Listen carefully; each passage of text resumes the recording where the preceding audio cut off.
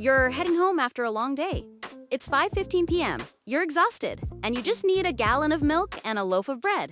You walk into the store, grab the milk, and notice the price is $5. You could have sworn it was $4.50 when you stopped by on Sunday morning.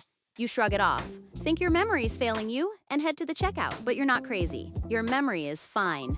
What you just experienced is the death of the fixed price. The average family of 4 is now spending about $315 a week on groceries, up 22% in just 3 years.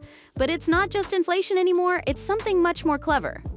Retailers have started implementing demand-based pricings, specifically between 4 p.m. and 7 p.m., the golden hours for exhausted commuters. Have you noticed this at your local store? Does it feel like your total is always a few dollars higher when you're in a rush? That little plastic tag on the shelf? It's not paper anymore. It's a tiny digital screen that's breathing. It's watching the foot traffic, checking the inventory, and waiting for the exact moment you're too tired to care about an extra 50 cents. The grocery store has officially turned into a real-time auction, and you're being outbid by a computer script. This isn't just experimental. Walmart has already started rolling this out to 4,600 stores. They're replacing old paper tags with electronic shelf labels, ESLs. These aren't just for show. They're connected to a massive AI brain via Wi-Fi 6E.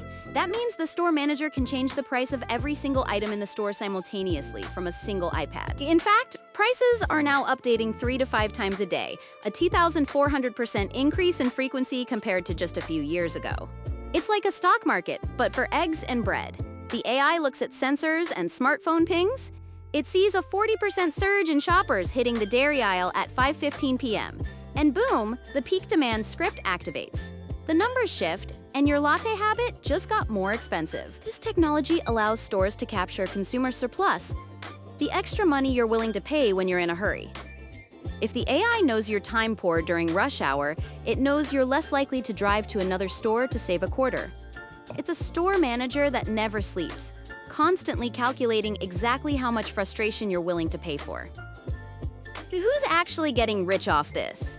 Retailers are seeing margins jump, but a shadow industry is providing price as a service. Companies like Vusion Group and Pricer are the arms dealers in the war for your wallet. Vusion Group reported a record backlog of 1.2 billion euros recently. They are building the infrastructure designed to monitor your urgency and find the absolute ceiling of what you'll pay. Retailers are shifting $15 billion into tech capital expenditure. They aren't spending that money to build more stores or hire more cashiers. They're spending it to make sure their margins are optimized. We're moving from a world where prices were based on cost plus profit to a world where prices are based on your personal level of desperation. It's a global web of sensors designed to extract every penny. The bull case is that this reduces food waste through instant discounts on expiring items, but let's be real. How often do you see the price go down when the store is empty compared to how often it goes up when the line is long? The math gets tricky here, but in this digital casino, the house usually wins. This might feel new, but we've lived through this before. In 1985, airlines introduced the Sabre system, the first real yield management algorithm. Before that, a flight cost the same whether you booked it on Tuesday or Saturday. Once the algorithm took over, prices started jumping by the minute. Sound familiar?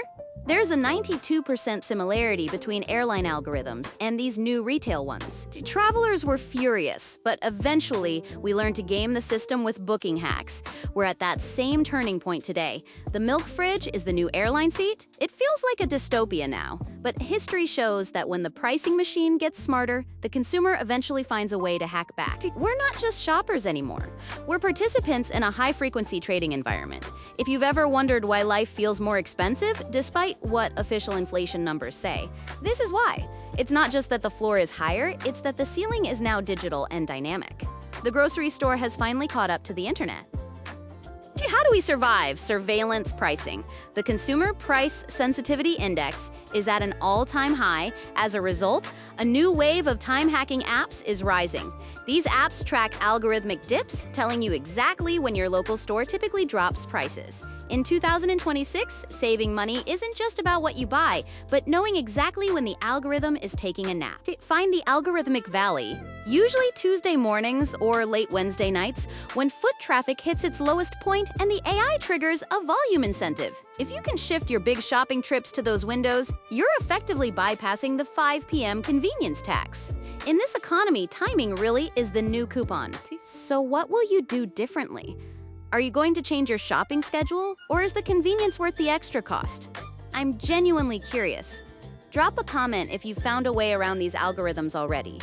In this new world, the clock is just as important as the price tag. Thanks for hanging out. Now go out there and beat the machine.